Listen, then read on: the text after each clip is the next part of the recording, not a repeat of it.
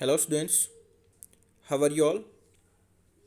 Today we will in this session we will discuss the topic of class 10th chapter 7 in science subject. Chapter name is control and coordination. Today is the second part of this chapter, and in this part we will discuss about the nervous system. So students, like and share the video and subscribe the channel if you have not subscribed it. Central nervous system students, जैसा हम लोग पिछले वाली video में पढ़ चुके थे, nervous system have three types: central nervous system CNS, peripheral nervous system PNS, and autonomic nervous system ANS. So firstly we will discuss about central nervous system CNS. Central nervous system is basically linked with the brain and the spinal cord. This is the brain, and below this brain this is spinal cord. तो brain और spinal cord मिलके ही central nervous system बनाते हैं students. The central nervous system is made up of brain and the spinal cord. Brain और ये spinal cord से मिलके ही सेंट्रल नर्वस सिस्टम CNS बनता है. Cerebellum is responsible for reasoning, logic, emotions, speech, memory, visual processing and recognition of auditory and taste stimuli. जो cerebrum है student, cerebrum is the part of fore brain. तो यही है जो हमें सोचने के लिए, लॉजिकली सोचने के लिए और इमोशंस को कंट्रोल करने के लिए, जो हम बोल रहे हैं उसको पहले से हम जो सोच रहे हैं साथ के साथ बोल रहे हैं उसको बोलने के लिए जो हेल्प करता है, मेमोरी को बनाने में जो हेल्प करता है, देखने की प्रोसेस में जो हेल्प करता है, जो भी हम सुन रहे हैं उसको सुनने में जो हेल्प करता है, सुनने को, और फिर उसको साथ साथ प्रोसेस करने को, और टेस्ट को, जैसे खट्टा मीठा बिटर जो भी टेस्ट होगा हमारा, सॉल्टी वगैरह, सभी को टेस्ट को भी डिस्टिंग्विश करने में कौन हेल्प करता है students? Cerebellum. Next is cerebellum is the part of the hind brain. जो लास्ट वाला मस्तिष्क है, पश्च मस्तिष्क, पीछे वाला जो मस्तिष्क है, उसके अंदर सेरिबेलम है students. Cerebellum regulate and coordinate body movement, posture and balance. Students, इसमें पोस्चर एंड बैलेंस वाला क्वेश्चन इंपॉर्टेंट है. हमारी बॉडी के पोस्चर और बैलेंस को कौन कंट्रोल करता है? Cerebellum. Cerebellum is a part of hindbrain.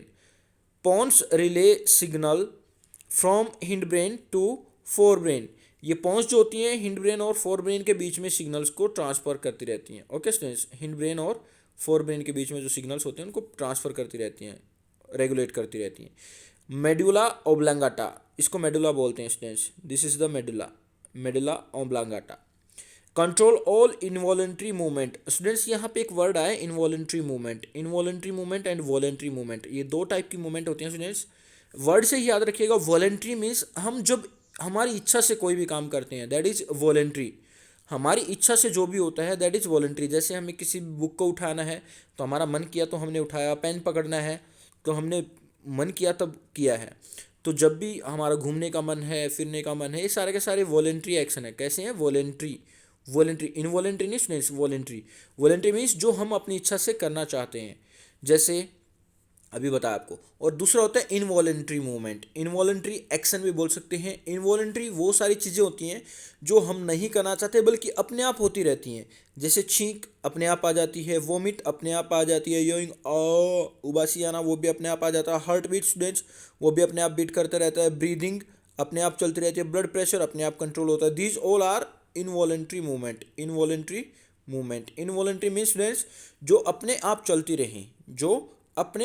चलती रहें, तो उनको कंट्रोल कौन करता है? ओब्लैंगाटा, मेडुला बोल सकते हैं आप लोग इसको.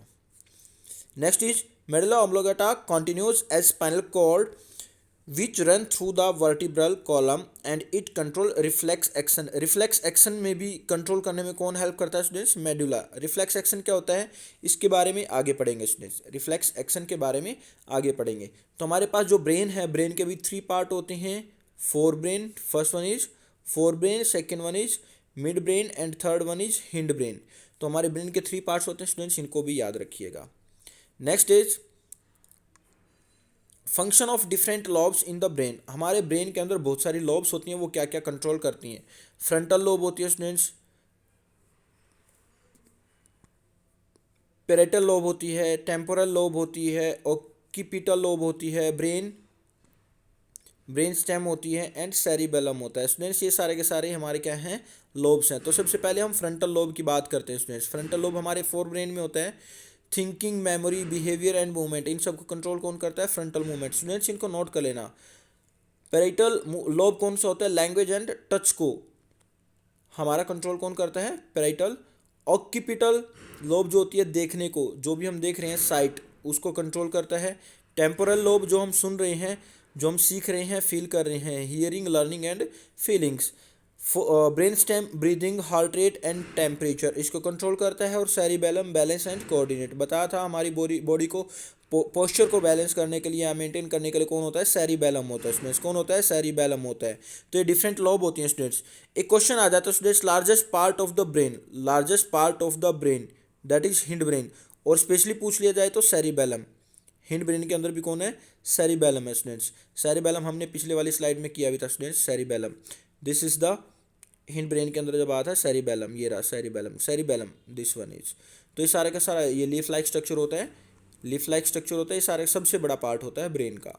ओके स्टूडेंट्स, नेक्स्ट पे हम मूव करते हैं पेरिफेरल नर्वस सिस्टम, पीएनएस। जैसा स्टार्टिंग में बताया था, हम लोग पिछले वाली वीडियो में भी कर चुके हैं, हमारे पास 3 टाइप्स का नर्वस सिस्टम था, सीएनएस, पीएनएस एंड एएनएस। तो हम सीएनएस के बारे में पढ़ चुके हैं, मेनली सीएनएस में वही था, पेरिफेरल नर्वस सिस्टम आ जाता आगे PNS. Nerves gives out by the brain and spinal cord form PNS.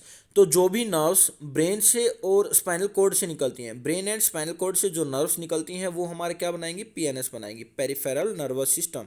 इसके अंदर क्रेनियल नर्व आएंगी। क्रेनियल नर्व कौन सी होती है, nerve associated with brain, nerves associated with brain, जो हमारे ब्रेन से नर्व्स निकलती है, क्योंकि ब्रेन से और स्पाइनल कॉर्ड से निकलने वाली नर्व्स ही क्या बनाती हैं, पीएनएस बनाती हैं स्टूडेंट्स। तो हमारे जो ब्रेन से निकलती हैं, जो ब्रेन से निकलती हैं वो कौन सी होती हैं, क्रेनियल नर्व्स। कौन सी होती हैं, cranial nerves. There are 12 pairs present in animals, 12 pairs present होते हैं। Second one is spinal nerve, नाम से ही पता लग रहा है स्पाइनल कॉर्ड से जो भी कनेक्टेड होंगी या फिर एसोसिएट होंगी, nerves associated with spinal cord. There are 31 pairs present in human, 31 pairs spinal nerves के प्रेजेंट होते हैं ह्यूमन बीइंग के अंदर। Third one is visceral nerves, visceral हमारी वॉलेंट्री भी बोली जा सकती हैं स्टूडेंट्स, वॉलेंट्री जो हमारी इच्छा से होती हैं। Mostly arises from brain and some arises from spinal cord, कुछ इसमें से ब्रेन में से निकलती हैं, कुछ ज़्यादातर ब्रेन में से निकलती है, लेकिन कुछ हमारी स्पाइनल कॉर्ड में से भी विसरल नर्व्स निकलती हैं। Somatic nervous system, the nerves of the PNS that control the voluntary action. Voluntary action बताया था स्टूडेंट्स, जो हमारी इच्छा से होता है, जैसे हमने बुक को पढ़ना है, पेन को पकड़ना है, किसी चीज़ को देखना है, इधर उधर आना जाना है, तो हमारी इच्छा से होता है। पैर को ऊपर उठाना है, हाथ को ऊपर करना है, हाथ को दाएं बाएं मोड़ना है, तो ये सारे के सारे हमारी इच्छा से होते हैं। तो जो भी हमारी इच्छा होते हैं स्वैच्छिक होते हैं, हमारी इच्छा अनुसार होने वाले स्वैच्छिक, तो उनको वॉलेंट्री एक्शन बोलते हैं।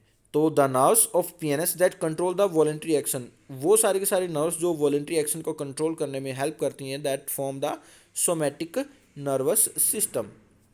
नेक्स्ट वन इज ऑटोनॉमस या फिर autonomic nervous system, ANS. All the nerves of the PNS that control the involuntary action, जो पीएनएस की इनवॉलेंट्री एक्शन को कंट्रोल करने वाली नर्व्स हैं वो एएनएस बनाएगी। वॉलेंट्री को कंट्रोल करने वाली तो पढ़ा था, सोमैटिक बनाएंगी, सोमैटिक नर्वस सिस्टम, और उसके बाद में इनवॉलेंट्री को कंट्रोल करने वाली क्या बनाएंगी, ANS. Next is conduct impulse from CNS to cardiac muscle, smooth muscle and glands.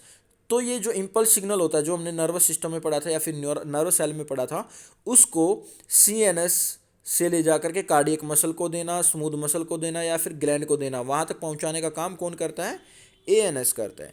ये सिंपैथेटिक डिवीजन होता है और एसिम्पैथेटिक डिवीजन होता है, पैरासिम्पैथेटिक भी बोल सकते हैं। तो पहला आता है a sympathetic, prepare food for intense physical activities like fight and flight, एकदम से सडन एक्शन जो करना पड़ता है उसके लिए सिंपैथेटिक होती है। पैरासिम्पैथेटिक डिवीजन किसके लिए होगा, कंजर्व एनर्जी, इसका बिल्कुल उल्टा। देखो वो तो एनर्जी को यूज़ करेगी क्योंकि हमें कुछ ना कुछ एकदम से काम करना पड़ेगा, तो एनर्जी यूज़ कर रही है।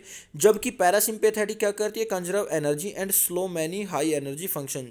हमारी बहुत सारे ऐसे फंक्शन, हमारी बॉडी बहुत सारे काम ऐसे करती रहती है जिसमें हमारी अलॉट ऑफ एनर्जी यूज़ होती है, तो उन सबको कंट्रोल करने के लिए कौन होता है, पैरासिम्पेथेटिक डिवीजन होता है स्टूडेंट्स। तो सिंपेथेटिक हमारी एनर्जी को यूज़ करता है, ये एनर्जी को कंजर्व करने के, पैरासिम्पेथेटिक एनर्जी को कंजर्व करने के काम आता है। रिफ्लेक्स एक्शन आता है स्टूडेंट्स। रिफ्लेक्स एक्शन जैसा अभी पीछे भी आया था, रिफ्लेक्स एक्शन क्या होगा, a sudden involuntary reaction of body in response to stimuli. एकदम से हमारी बॉडी जो रिएक्शन करे और हमारी इच्छा से ना हो, एकदम से होगा तो भाई हमारी इच्छा तो रहेगी नहीं। जैसे एकदम से अगर हम रोड क्रॉस कर रहे थे, ट्रक आ जाता है तो हमें एकदम से इधर उधर भागना पड़ता है, तो वो रिफ्लेक्स एक्शन एकदम से जो रिस्पॉन्स करता है, स्टिमुली। स्टिमुली होता है जो एनवायरनमेंट से हमारी बॉडी को कुछ भी टच या फिर कुछ भी अफेक्ट मिलता है, उसको स्टिमुली बोलते हैं। एक्शन जो मिलता है उसके रिएक्शन में जो हमारी बॉडी काम करेगी वो reflex action. A sudden involuntary reaction of body in response to stimuli, that is known as reflex action. Next is reflex arc, the path followed by electrical impulse during reflex action. Important definition है students, ये दोनों के दोनों important definition है, दोनों very important definition. Okay, note down कर लेना इनको। तो जो भी पाथ इलेक्ट्रिकल इम्पल्स सिग्नल, जो हमारा नर्व्स था, न्यूरॉन थे, नर्व सेल थी, तो वो एकदम से इम्पल्स सिग्नल को जनरेट करेंगे और वो इम्पल्स सिग्नल जिस भी पाथ को फॉलो करेगा that is known as reflex arc. उसको हम क्या बोलते हैं, रिफ्लेक्स आर्क बोलते हैं पाथ को। जैसा यहाँ पे स्टूडेंट्स एक डायग्राम में दिखा रखा है, कोई भी हॉट ऑब्जेक्ट है, हॉट ऑब्जेक्ट को जब हम टच करते हैं तो एकदम से हमारा हाथ हट जाता है, लेकिन उस टाइम पे होगा क्या, जैसे हमने टच किया तो नर्व सेल ने जो सिग्नल था वो भेजा, नर्व ने जो सिग्नल था वो भेजा इफेक्टरी ऑर्गन से लेकर के सीएनएस तक।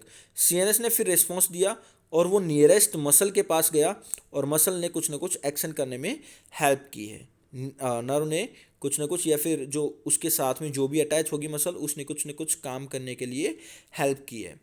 तो ये सारे का सारा क्या है, जो ये पाथ था, जो ये नर्व इम्पल्स या फिर सिग्नल ने फॉलो किया था, इस इलेक्ट्रिकल इम्पल्स ने फॉलो किया था, that is known as reflex arc. Okay students, the impulse travel from the receptor organ to the spinal cord or brain, is processed there and the information is brought back to the concerned muscle to carry out the action। जैसा यहाँ पे दिखा रखा है, ये इफेक्टरी organ है या receptor organ है। रिसेप्टर ऑर्गन से सिग्नल जाएगा, सिग्नल जा करके सीएनएस ब्रेन या फिर स्पाइनल कॉर्ड के पास जाएगा। स्पाइनल कॉर्ड और ब्रेन फिर उस सिग्नल को प्रोसेस करेगी। प्रोसेस करने के बाद में फिर नियरेस्ट जो ऑर्गन है या फिर नियरेस्ट जो मसल है वहाँ तक सिग्नल को भेज देगी, फिर उसको जो भी एक्शन लेना होता है वो ले लेती है। Okay students, next is protection of CNS. देखो स्टूडेंट्स, हमारा ब्रेन इतना डेलिकेट ऑर्गन है, अगर इसको थोड़ी सी भी कुछ चोट लग जाए तो ब्रेन हैमरेज हो सकता है, कुछ भी हमारी मेमोरी लॉस हो सकती है, तो इसलिए इसको प्रोटेक्ट करना भी हमारे लिए ज़रूरी है। Similar for the spinal cord, spinal cord भी हमारे लिए बहुत इंपॉर्टेंट है। तो इसको प्रोटेक्ट करने के लिए सीएनएस में मीन्स ब्रेन और स्पाइनल कॉर्ड को प्रोटेक्ट करने के लिए हमारे पास कुछ एक स्पेशल ऑर्गन बना रखे हैं। जैसे as CNS is very important delicate organ, it must be protected, भाई जरूरी है। The brain is protected by 3 main layers. Brain को प्रोटेक्ट करने के लिए 3 मेन लेयर्स होती हैं। सबसे पहले जो होता है बोनी स्कल, इसको क्रेनियम जो हड्डी होती है, क्रेनियम हड्डी से इसको बोनी स्कल को या फिर बोनी बॉक्स भी बोला जाता है, इसको बोनी बॉक्स बना होता है जो ब्रेन के ऊपर होती है। Next the cerebrospinal fluid. Cerebrospinal fluid क्या होता है स्टूडेंट्स, ब्रेन और क्रेनियम के बीच में एक फ्लूइड फिल होता है जिसको हम सेरिब्रोस्पाइनल फ्लूइड बोलते हैं। ये मैकेनिकल सपोर्ट प्रोवाइड करता है। जैसे स्टूडेंट्स हमारा सिर हिलता है कभी कभार, इंजरी जब लगती है तो ये उस ब्रेन को झटका लगने से बचाता है, सेरिब्रोस्पाइनल फ्लूइड। द मैनिंग्स क्या होती है स्टूडेंट्स, ड्यूरामेटर, आर्किनॉइड एंड पियामेटर, ये सारे के सारे मीनिंग्स हैं स्टूडेंट्स। आप लोगों को सिर्फ मीनिंग्स याद रखना है, मीनिंग्स। ओके, तो the bony skull, cerebrospinal fluid and the meninges, these are the 3 layers which protect brain. The spinal cord is protected by backbone, vertebrae column of 33 bone। जो हमारी बैकबोन होती है स्टूडेंट्स, रीढ़ की हड्डी होती है। रीढ़ की हड्डी में 33 बोन्स होती हैं। कितनी होती हैं स्टूडेंट्स, 33 बोन्स। और वो किसको प्रोटेक्ट करने के लिए होता है, स्पाइनल कॉर्ड को। स्पाइनल कॉर्ड को प्रोटेक्ट कौन करता है, बैकबोन। बैकबोन क्या होता है हमारा, रीढ़ की हड्डी। वो किसको प्रोटेक्ट करने के लिए होता है, स्पाइनल कॉर्ड को प्रोटेक्ट करने के लिए होते हैं। ओके स्टूडेंट्स, और इसके अंदर 33 बोन्स होती हैं, इंपॉर्टेंट है, याद रखना इनको। तो हमारा ब्रेन को भी प्रोटेक्ट करने के लिए 3 लेयर्स हो गई और स्पाइनल कॉर्ड को भी प्रोटेक्ट करने के लिए बैकबोन होगी। तो this is the protection of the CNS। Okay students, आपकी कोई भी क्वेरीज आती हैं स्टूडेंट्स, आप मेरे को कॉल या व्हाट्सअप कर सकते हो। My WhatsApp number is 8053069044। Students, आपको वीडियो अच्छी लगे तो लाइक एंड शेयर जरूर करना और चैनल को सब्सक्राइब करना मत भूलना, ताकि आपको और वीडियोज़ मिल सकें। Thanks for watching students, have a nice day, all the very best, take care. Next video में फिर से मिलते हैं, इसके नेक्स्ट पार्ट के साथ हाजिर होते हैं। तब तक के लिए बाय बाय, टेक केयर।